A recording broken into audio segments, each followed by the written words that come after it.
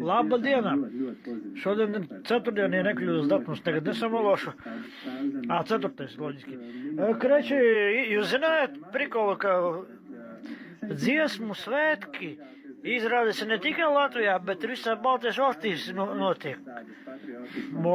Tikai Lietuvā tagad pēc notiek, tur viņi kaut kā vēlāk viņi nekā pie mums sākās. Bet kādā ziņā Igaunija arī ir.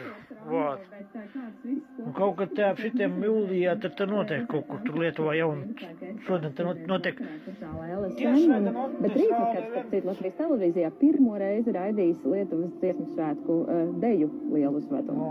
Jā, Mārta, tu sacīji, ka visu laiku jākonkurē savā starpā, un tad es nodomāju, Jo beidzot tur ceļu uzdāvināja rāģiņu, to jāklausās telefonā.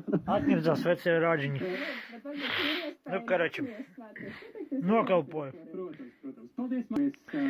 Galvenā doma uzrakstīt komentāros, kuri zināja, kur nezināja, ka dziesmu svētki Baltijas valstīs arī.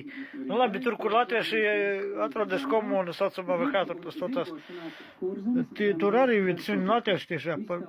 To es, kur es zinu, kurās valstīs vēl notiek dziesmu svētki vispār. Izņemot Baltijas valstis, es domāju. Tagad tā, sāksim ar to.